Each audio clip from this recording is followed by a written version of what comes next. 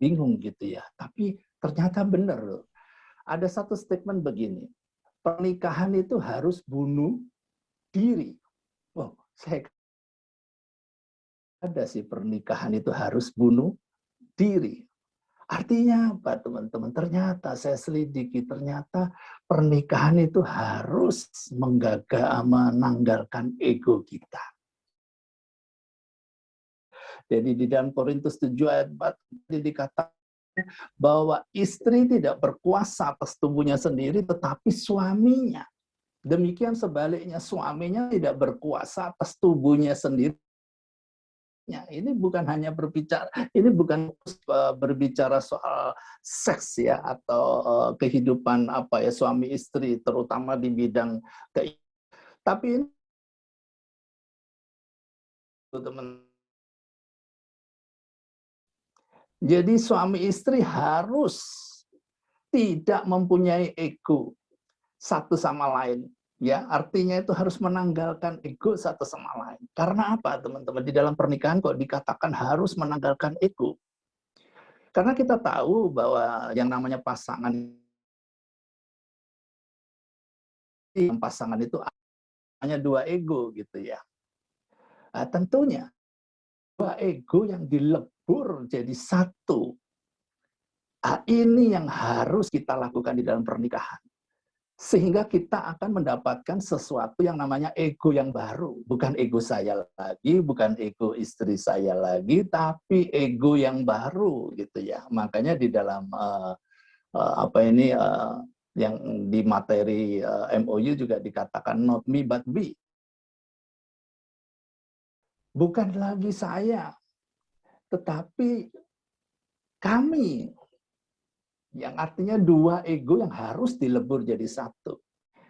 Makanya beri statement di dalam sesuatu hukum gitu ya, di yang mutlak gitu ya. Kalau hukum perkawinan itu ya harus kita mau tidak mau kita harus menanggalkan ego masing-masing untuk melebur menjadi satu ego, yaitu namanya ego baru gitu ya. Nah sekarang apa teman-teman yang dimaksud dengan ego yang baru ini? Tentunya kalau kita di dalam ego yang baru ini tentunya kita mempunyai satu ego yang baru yang dalam tanda kutip kita punya keselarasan dengan namanya ego Kristus ya.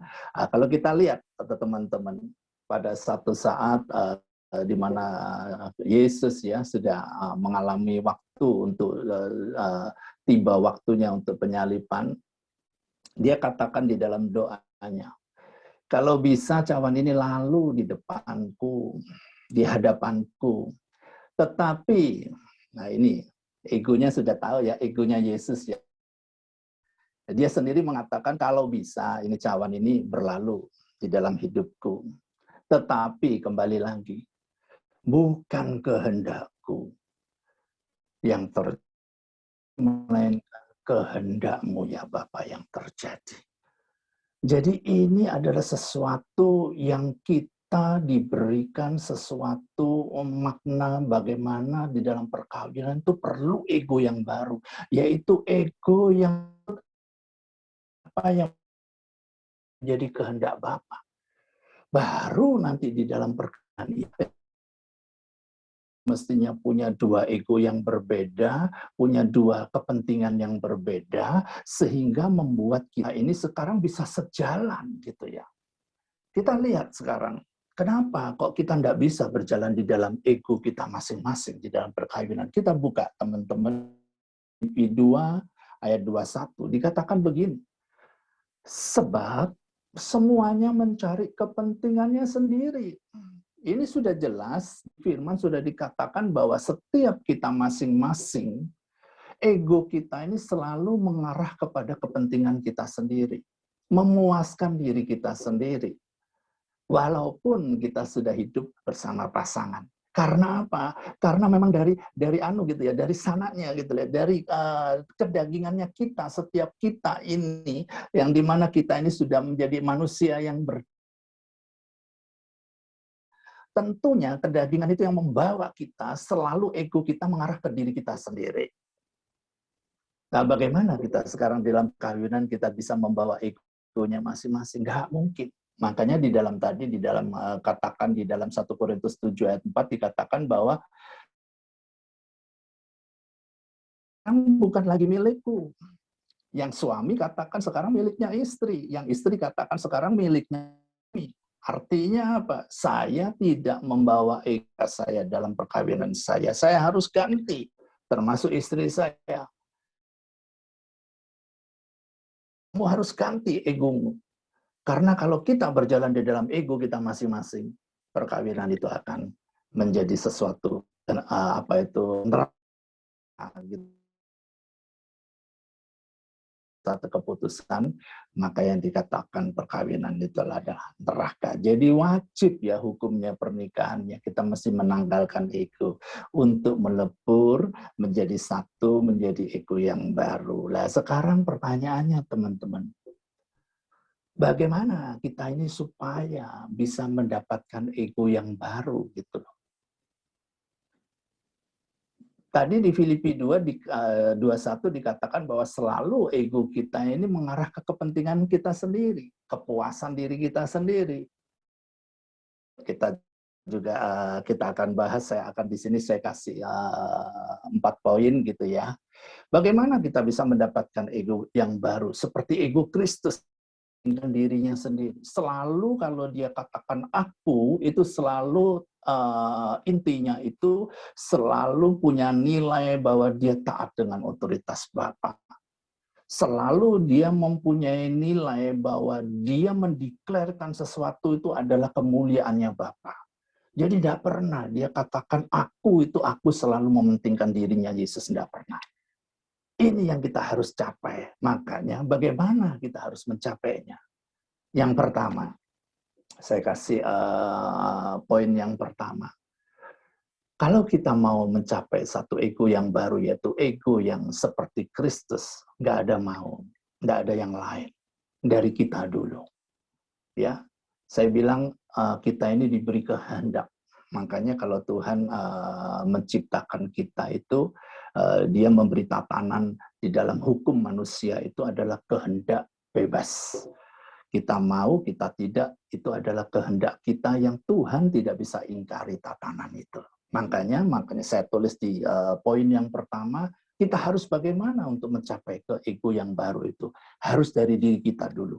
Kehendak kita dulu, mau enggak? Makanya di dalam MOU selalu slogannya dikatakan, hai istri, hai suami, uhui, mau apa? Mau komitmen, mau berubah, mau menanggalkan ego. Ini jadi kita sadar bahwa kita sadar dan rela untuk kita ini ambil satu keputusan bahwa segala sesuatu andalkan ego.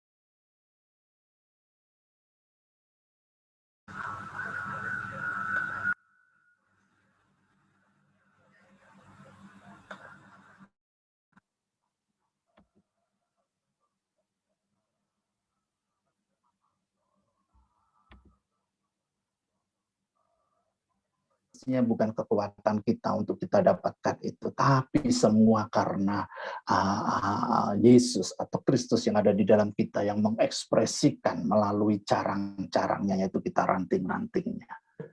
Jadi artinya kita ini harus bergantung penuh. Tadi sepertinya firman harus merenungkan siang dan malam. Kalau mengenai carang-carangnya, bisa enggak saya sebagai carang-carangnya, saya pamit dengan batang anggur gitu. Yesus, saya pamit ya, saya tak pindah ke carang pohon salak itu dulu ya. Bisa enggak teman-teman? Enggak bisa, saya akan mati. Artinya apa? Saya harus bergantung, bukan bergantung di waktu doa saja. Bukan bergantung di dalam situasi yang saya harus duduk untuk baca firman saja, tidak. Tapi bergantung 24 jam. Karena 1 detik pun, 1 menit pun, kalau saya lepas, itu tandanya saya akan mengalami kematian. Ini yang dianjurkan, fellowship dengan Tuhan itu sebagai carang-carangnya. Makanya ada istilah, kalau tidak salah, benar ya Pak Freddy ya, orang dio ya Pak Freddy ya. Artinya menghadirkan hadirat Tuhan itu 24 jam.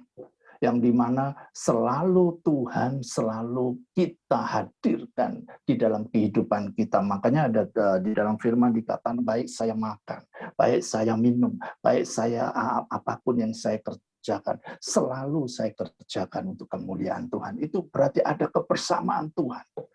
Baik waktu tidur, baik waktu TV, kalau ekstrimnya gitu ya.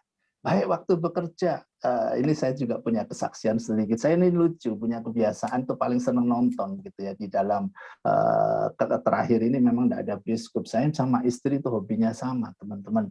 Saya suka nonton gitu ya. Kalau sekarang nontonnya ya pasti nontonnya di TV gitu ya. Di TV kita sendiri tahu kalau yang di YouTube apa ya, itu banyak sesuatu yang kita harus hati-hati, siaga gitu ya. Saya janjian sama istri. Ayo Ma, kita nonton ini, kita sama-sama jaga diri. Saya pegang remote, kalau waktu saya tidak pegang remote, Mama pegang remote. Artinya begini teman-teman, begitu adegan itu mendekati, jangan sampai sudah melakukan ya, mendekati, kan kita tahu ya ciri-cirinya film itu ya. Ayo kita langsung geser, kita langsung forwardkan, jalankan. Itu menjadi komitmen buat kami, karena kami tahu bahwa setiap apa yang aku lakukan dan kami lakukan itu selalu ada di dalam kebersamaannya Allah. Sehingga saya juga harus jaga perasaannya Tuhan. Sehingga yang dibilang bukan hanya waktu saya berdoa, saya harus hadirkan Tuhan, tapi selama 24 jam. Ya, kita juga bersyukur ya, karena Tuhan selalu bersama dengan kita melalui siapa? Melalui Roh Kudus gitu ya. Yang keempat ya, ini poin yang terakhir ya. Bagaimana kita bisa mendapatkan satu ego yang baru gitu ya. Yang keempat tentunya tidak ada yang kuat, kita hidup sendiri. Tentunya dengan komunitas. Ya, pada malam hari ini saya setuju banget kalau MUU punya komunitas.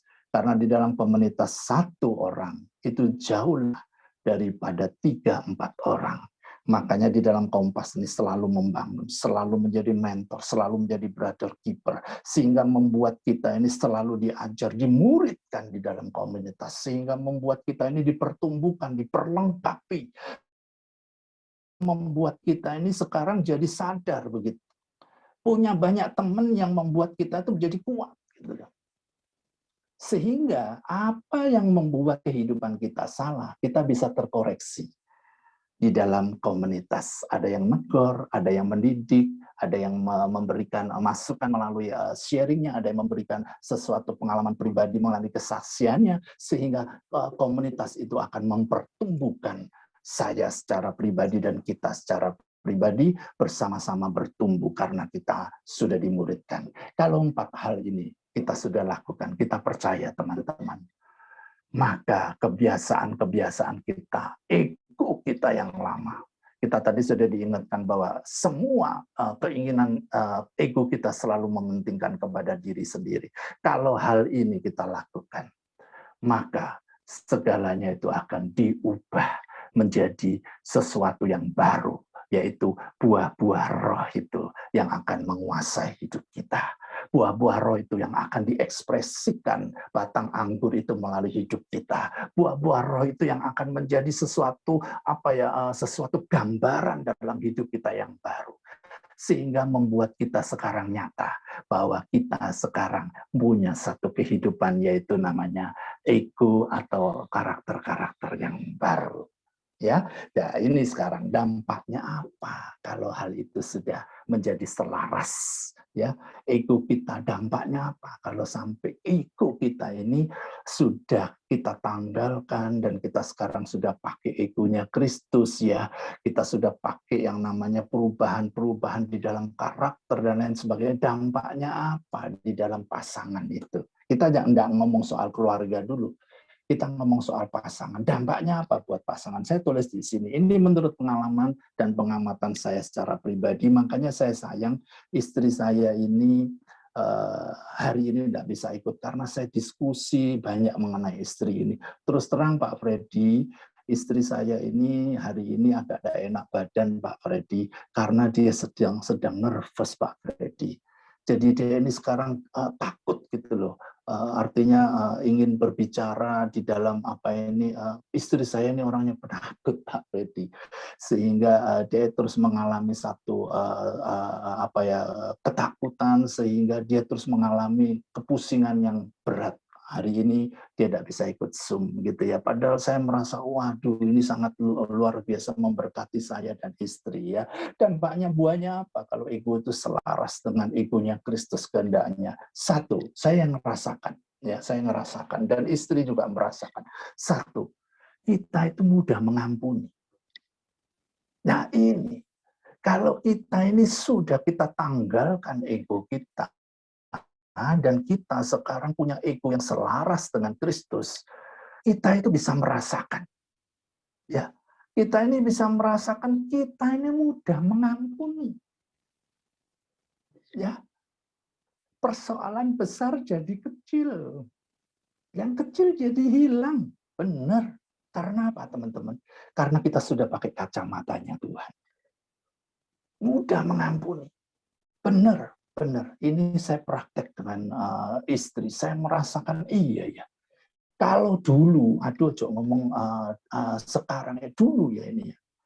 Kalau sekarang istri saya, atau sebaliknya gitu ya, sebaliknya atau saya sendiri yang punya salah terhadap istri gitu ya. Oh, istri tadi mau saksi seperti ini, maka saya sampaikan ini.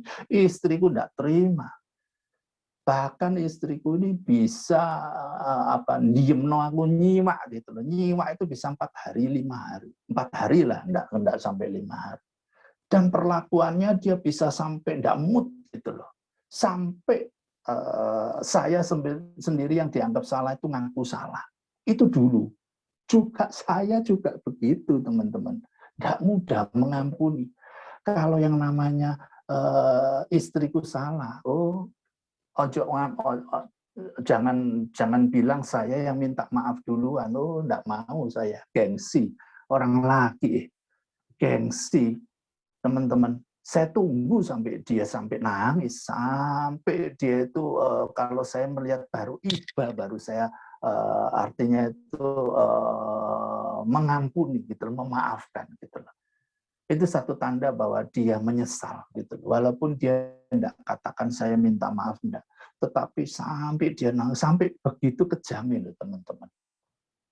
Nggak mudah mengampuni, tetapi kalau sekarang setelah kami ini bertumbuh di dalam firman-Nya Tuhan, di dalam pergaulan strong fellowship-nya bersama Tuhan dan menikmati buah-buah, yaitu buah-buah roh itu, sekarang gampang mengampuni.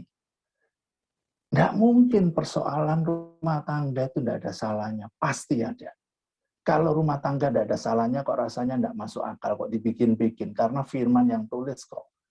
Ya, 2 ego dijadikan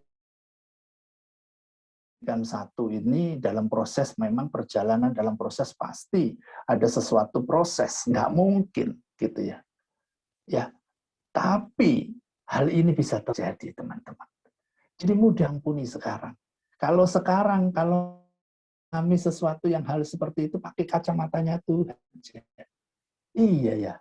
istri saya seperti ini karena tak lihat karena lagi tidak enak badan. Lebih gampang mengampuni, lebih gampang memaklumi. Apalagi kalau saya mengerti soal pernah, kalau Pak Freddy sudah pernah ngomong warna merah, kuning, hijau, ya. Oh iya, karena karakternya saya ini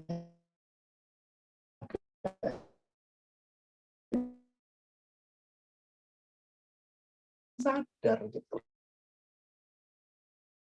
lebih gampang mengampuni gitu. Sebaliknya istri saya juga gitu, oh saya ini orangnya hijau ungu gitu ya. Saya tidak suka orangnya yang terlalu rame-rame gitu. Kalau kira karena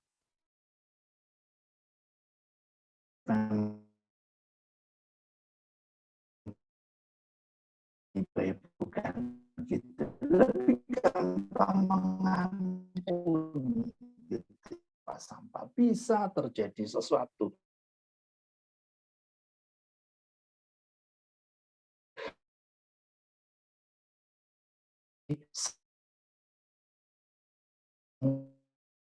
Hanya sepertinya kalau isi hati ini, jadi kita itu mudah mengasihi. Jangan bilang loh teman-teman, ya memang katakan kasihilah Tuhanmu, ya itu hukum pertama. Hukum kedua, kasihilah sesama. Hukum ketiga, kasihilah sendiri, kasihilah Tuhan. Kita percaya dan kita tetap sama manusia, apalagi pasangan belum tentu loh.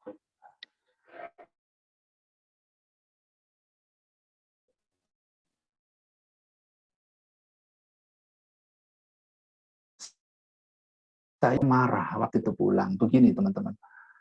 Teman-teman, saya ini memaafkan orang lain. Walaupun salahnya berat sekali, saya lebih memaafkan. Tetapi kalau sama istri, saya tidak gampang memaafkan. Wah, istri saya pun makin dimarah, teman-teman. Karena apa? Kamu itu loh, sepertinya satu orang yang jahat. Enggak, Mas. Saya mengakui kelemahan saya. Kamu jangan ambil kesalahan, jangan posisi ini punya pikir salah. Itu menunjukkan bahwa saya itu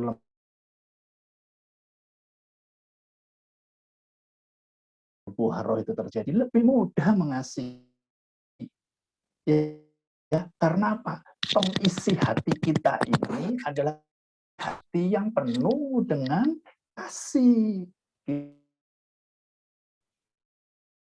Jadi lebih gampang mengisi benih-benih kehidupan. Jadi perkataan itu tidak hanya bersandar, bermunculan dengan kata-kata yang negatif, yaitu yang dikatakan benih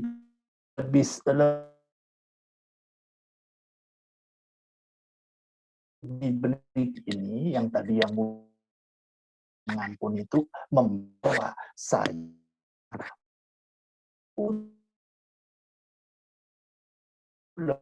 lebih gampang.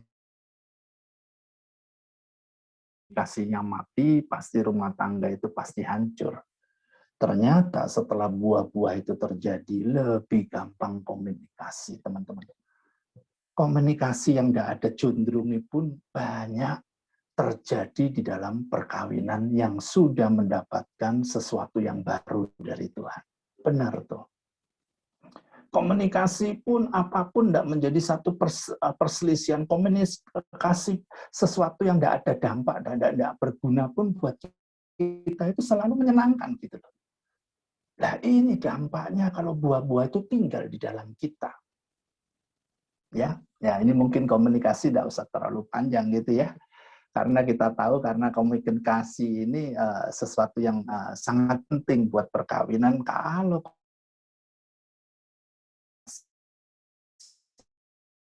itu matinya sudah tidak ada nyawanya lagi, tinggal waktunya ya. Yang keempat, ini mudah menikmati damai sejahtera. Karena ya di dalam buah roh itu kan dikatakan bahwa sejahtera, kasih, sukacita, mudah menikmati damai sejahtera. Di dalam kehidupan kita sebagai suami istri, ukurannya gini teman-teman. Kalau kita ini selalu bersama, antara saya dengan istri atau kita bersama istri, ya ukurannya itu seperti itu, teman-teman.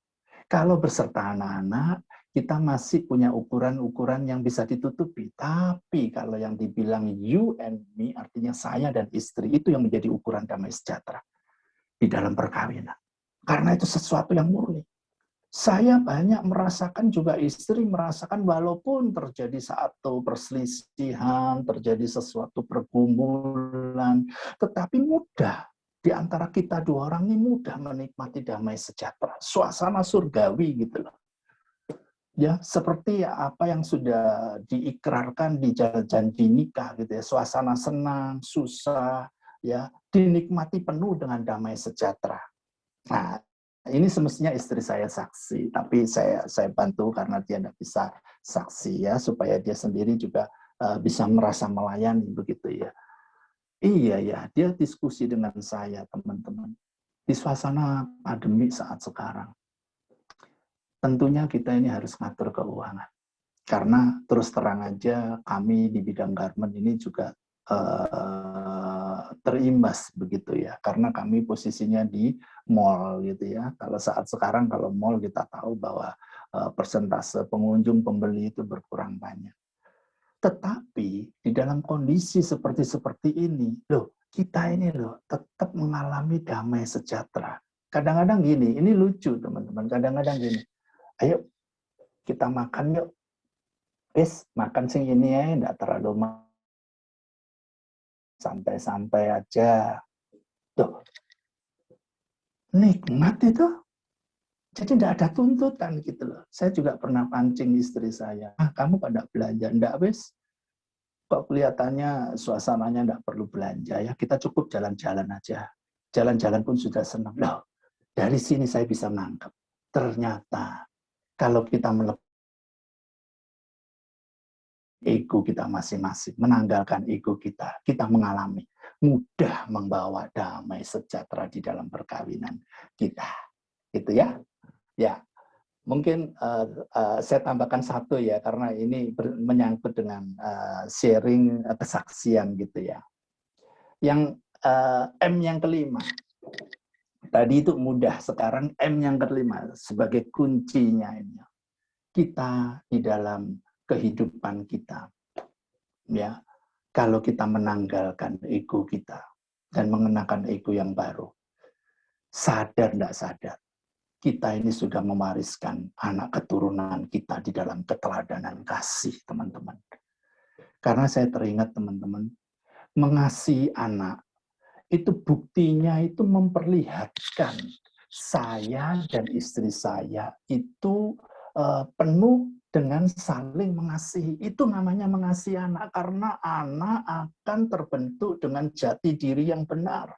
Dari seorang bapak atau ibu menjadi orang tuanya yang menjadi teladan. Saya percaya keteladanan kita sebagai orang tua itu lebih mudah nanti anak itu mengenal Bapak di surga. Karena apa yang dikerjakan Bapak di dunia, orang tuanya di dunia ini, memudahkan dia untuk melihat Bapak yang di surga. Waduh, saya benar-benar ini menikmati, teman-teman. Jadi mewariskan anak keturunan dalam keteladanan kasih. Baik itu cara hidup kita, baik kita ini memberikan kasih kita terhadap satu sama lain, terhadap saya dan istri, itu akan diwariskan kepada anak-anaknya. Bahkan bukan hanya diwariskan sebagai contoh, tetapi diwariskan secara rohani, dia mengenal Kristus melalui kehidupan kita. Semakin lekat, semakin intim dengan Kristus. Karena ada contohnya gitu. Seperti itu, teman-teman ya. Jadi suami istri yang selaras dengan Kristus bukan hanya menikmati keluarga. Saya tulis di sini sebagai memo saya, tetapi dampaknya luas sampai ke anak cucu. Ya. Jadi bukan hanya kita yang menikmati, saya dan memo, tetapi dampaknya itu sampai ke anak cucu.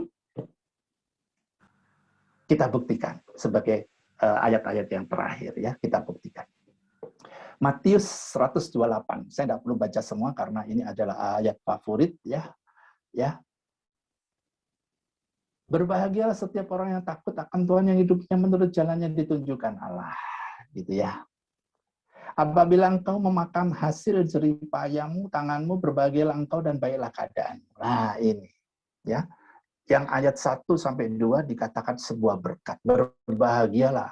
Kalau dibilang berbahagialah setiap orang ini, kalau di versi Alkitab yang lain itu berbicara seorang laki. Berbahagialah para pria. Berbahagialah para pria yang takut akan Tuhan, yang menurut jalan, yang hidup menurut jalan yang ditunjuknya.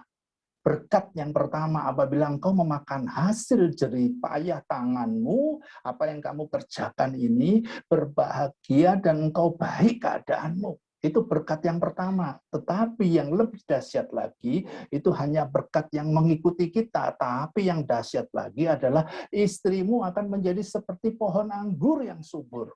Seorang pria yang takut akan Tuhan, seorang pria yang mau menanggalkan egonya, dia memakai karakter Kristus, egonya Kristus. Di sini dikatakan istrinya itu loh mengikuti kita, mengikuti kita. Istriku, Meme ini akan menjadi seperti pohon anggur yang subur di dalam rumahku. Bayang, pohon anggur itu berbicara pohon yang boleh menyegarkan, buah yang menyegarkan. Rasanya itu bisa dirasakan seisi keluarga, kehadirannya itu bisa membuat satu perubahan di dalam rumah tangga. Kehadirannya itu bisa menyejukkan satu seisi rumah tangga. Kehadirannya itu sesuatu yang menjadi sesuatu yang wow gitu loh di dalam rumah tangga. Yang kedua, yang tadi disebut itu sebagai warisan anak-anak di dalam rumah. Anak-anakmu seperti tunas pohon zaitun di sekeliling mejamu. Karena apa, teman-teman? Karena anak itu sudah lihat gambar kasih, yang dimana kasih orang tua ini yang akan membawa dia di dalam kasih untuk dia mengasihi Kristus, sehingga anak-anak ini boleh menjadi anak-anak yang boleh menjadi anak-anak pusaka di bumi. Jadi kita tidak takut lagi, karena anak-anak ini adalah anak-anak yang setia kepada Tuhan, anak-anak yang takut kepada Tuhan, anak-anak yang hidupnya bergantung, anak-anak yang mempunyai hidup yang punya ketetapan terhadap ketetapannya Tuhan. Sehingga anak-anak ini seperti tunas pohon zaitun, kuat, menjadi satu sosok yang kuat. Tentunya berkat itu mengikuti. Karena apa? Karena apa yang menjadi sumbernya itu sudah diraih gitu ya. Nah ini, sesungguhnya demikianlah akan diberkati anak. Orang laki-laki yang akan takut akan Tuhan, ini berbicara orang laki.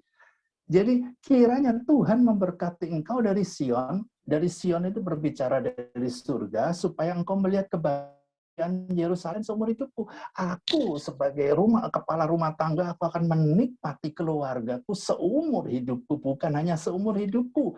Kita orang laki akan melihat anak-anak dari anak-anakmu damai sejahtera atas Israel sampai ke anak cucu. Bayangin teman-teman. Hebatnya kalau seorang pria yang sudah mengubah hidupnya, yaitu mau menaruh egonya kepada ego yang baru, yaitu takut akan Tuhan. Ini yang akan menjadi berkat. Sekarang buat perempuan, ya, sebagai ayat terakhir ya, ini ya, Amsal 12 ayat 4. Dan saya kasih lagi Amsal 31 ayat 10, saya akan bacakan di sini. Istri yang cakap, apa yang dimaksud istri yang cakap? Istri yang takut akan Tuhan adalah mahkota suaminya. Mahkota, jadi mahkota menjadi satu kebanggaan, menjadi satu kehormatan. Mahkota itu ditaruh di kepalanya suami. Jadi beauty inner gitu loh, satu kecantikan yang dari dalam itu yang membawa satu penilaian bagaimana seorang suami itu bangga kepada istrinya. Bayangkan kalau seorang istri yang meletakkan egonya dan dia mau ambil di dalam sesuatu yang baru, mengisi kehidupan yang baru, mengisi egonya yang baru, sehingga bergantung dengan Tuhan. Makanya di sini istri yang cakap itu menjadi satu kebanggaan istrinya. Meme akan menjadi satu kebanggaan buat saya, menjadi sesuatu yang tidak ternilai, yang tidak bisa diganti apa-apa. Bayangin, ya. Ini adalah janji seorang istri. Yang kedua, 31 ayat 10 dikatakan istri yang cakap, siapa yang akan mendapatkannya? Ia lebih berharga dari permata bayang. Sudah ditaruh sebagai mahkota, tidak ternilai lagi harganya. Ini teman-teman, nggak ada kata lain. Ayo, cek-recek di dalam hidup kita. Apakah kita masih menaruh ego-ego secara pribadi? Ambil komitmen yang tadi seperti awalnya. Ambil keputusan. Saya mau meletakkan egoku yang lama. Saya sekarang akan berpusat untuk meraih egoku yang baru. Karakter saya mengalami yang tadi sudah diberikan janji, sekarang tadi yang sudah dikatakan mudah mengasihi, mudah melayani, sejahtera, sampai ke anak cicit itu sendiri aku akan melihat kebahagiaan yang begitu luar biasa. Karena apa? Karena keteladanan orang tua membawa anak cucunya ke dalam satu generasi yang tadi misinya MOU dikatakan generasi mulia, karena keluarga-keluarga ilahi ini yang akan menguasai bumi. Seperti itu teman-teman. Jadi pesan saya termasuk saya pesan buat diri saya sendiri. Ayo Andi, jangan tunda. Ambil keputusan, recheck.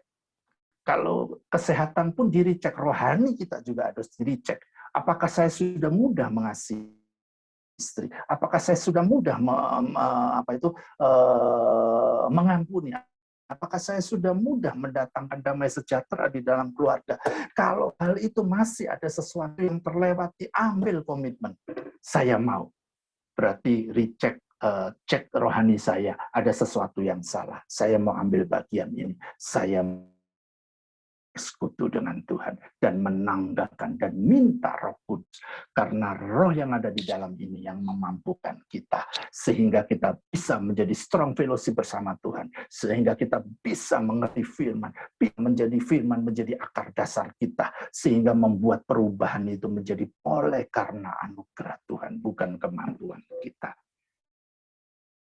Dipermuliakan sehingga kehidupan keluarga kita menjadi sorai keluarga sampai ke anak cucu, kita boleh mewariskan sesuatu, yaitu kemuliaan Tuhan. Terima kasih teman-teman. Ini